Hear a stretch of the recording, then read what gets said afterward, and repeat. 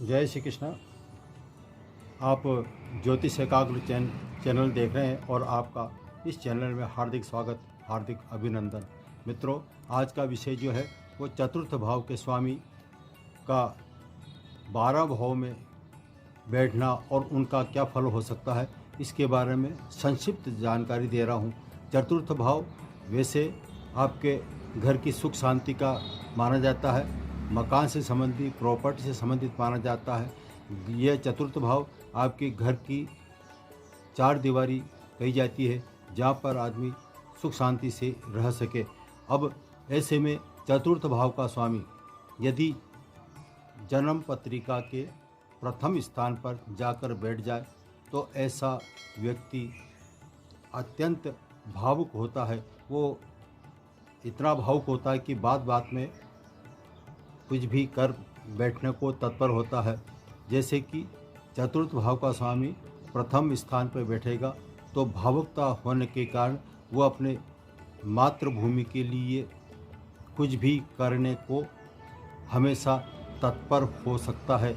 यह है चतुर्थ भाव के प्रथम स्थान पर बैठने के परिणाम। अब जो नंबर 2 आता है वो आता है जन्म पत्रिका का दूसरा भाव जो होता है वो कुटुंब से संबंधित होता है। तो जन्म पत्रिका का चतुर्थ भाव के स्वामी यदि द्वितीय भाव में स्थित हो तो ऐसा जातक अपने परिवार के प्रति समर्पित रहता है और वो घर परिवार की सुरक्षा के लिए किसी से भी लड़ झगड़ सकता है और सुरक्षा में तत्पर रहने के कारण वो हमेशा कुछ भी कार्य करने को तैयार रहता है। अब आता है चतुर्थ भाव का स्वामी यदि तृतीय स्थान पर बैठ जाए तो क्या परिणाम हो सकता है। चतुर्थ भाव से तीसरा भाव गिनने पर यह चतुर्थ भाव का 12वां भाव कहलाता है, तो तीसरे भाव की हानि करता है। ऐसे में चतुर्थ भाव का स्वामी यदि तृतीय स्थान पर जाके बैठ जाए तो ये सा जातक अधिकतर अपने घर परिवार से दूर रहता है और यह जातक यदि मकान का निर्माण कर ले तो कभी भी अपने मकान पर रह नहीं सकता है। ये हमेशा दूर ही रहता है। यह चतुर्थ भाव के तृतीय स्थान पर स्थित होने का परिणाम। अब आता है चतुर्थ भाव का स्वामी यदि अपने ही स्थान पर स्थित हो तो उसके क्या परिणाम हो सकते हैं। तो चतुर्थ भाव है ये आपके जनता का भाव कहलाता है, भीड़ का भाव कहलाता है और जन समुदाय का भाव कहलाता है। ऐसे में यदि चतुर्थ भाव का स्वामी स्वयं अपने ही चतुर्थ स्थान पर बैठ जाए तो ऐसा जातक विशाल जन समुदाय वाला होता है और ये लोगों के लिए अच्छा मार्गदर्शक बन सकता है। कहने का मतलब ये है कि ऐसा जातक यदि जनता के सामने उद्बोधन करे, अच्छा मार्गदर्शन करे तो इसके पीछे भीड़ चली आती है। मार्गदर्शन के मामले ये नंबर 1 हो सकता है। अब आता है चतुर्थ भाव के स्वामी का पंचम भाव में जाना क्या अर्थ होता है। चतुर्थ भाव से पंचम भाव दूसरा भाव कहलाता है।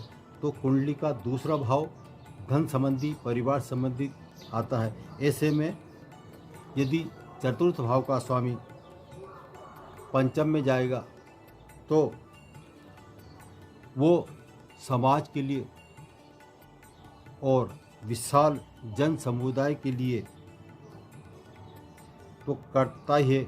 जो भी करेगा, जो कार्य करेगा उस पर उसका समाज, विशाल समुदाय या दूसरे रूप में कहें वो जो भी कार्य करता है उस कार्य में उसको सफलता निश्चित मिलती है।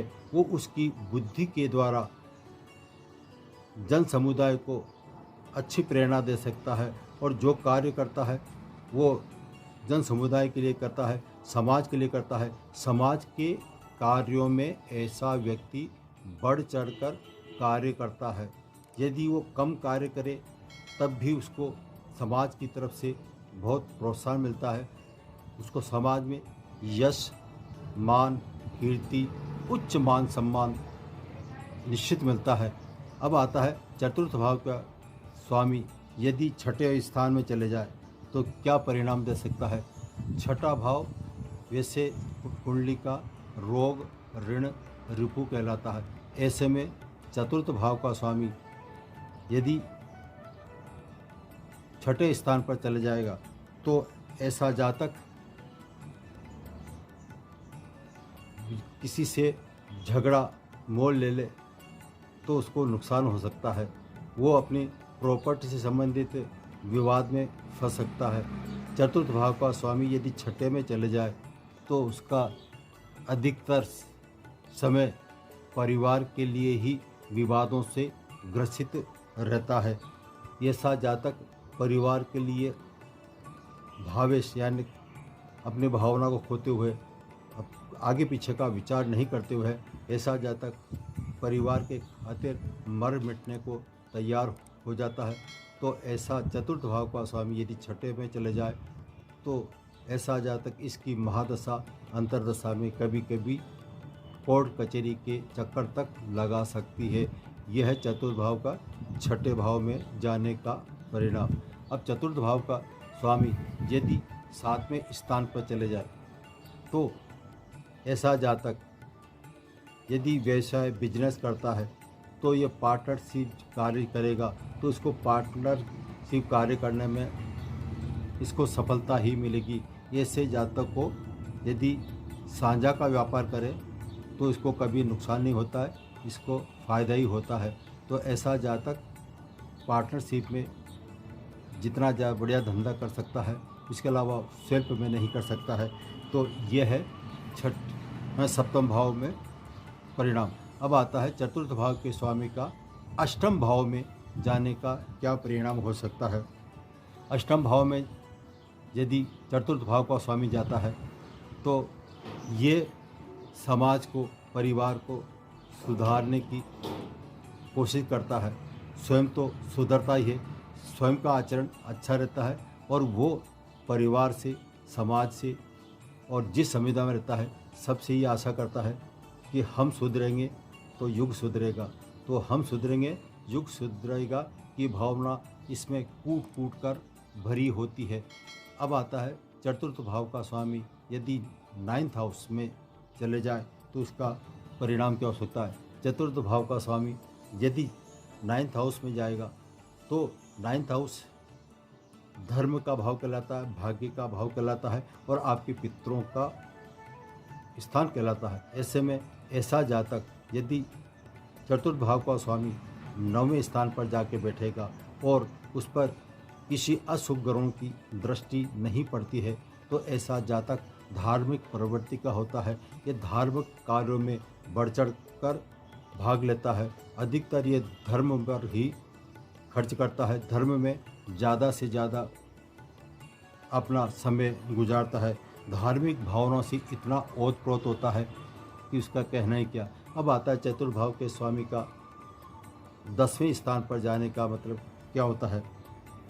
10वां स्थान कर्म क्षेत्र का भाव कहलाता है। तो ऐसा जातक चतुर्थ भाव का स्वामी यदि 10वें स्थान पर जाएगा तो ऐसा जातक कर्म मन लगा के करता है और इतना कठोर परिश्रम करता है और जो परिश्रम करता है उसको उसका परिणाम भी मिलता है। उसका महत्वाकांक्षा इतनी बढ़ जाती है कि वो अपने बुलंदियों को छूने के लिए हमेशा तत्पर रहता है और यदि उस पर किसी अशुभ ग्रहों की दृष्टि नहीं पड़ती है तो चतुर्थ भाव के स्वामी का यदि 10वें भाव में जाता है तो ऐसा जातक जो भी कार्य करेगा उसमें बुलंदियों को निश्चित छुएगा। यह है चतुर्थ भाव के 10वें भाव में जाने का परिणाम। अब आता है 11वें भाव पर इसका क्या परिणाम हो सकता है। 11वां भाव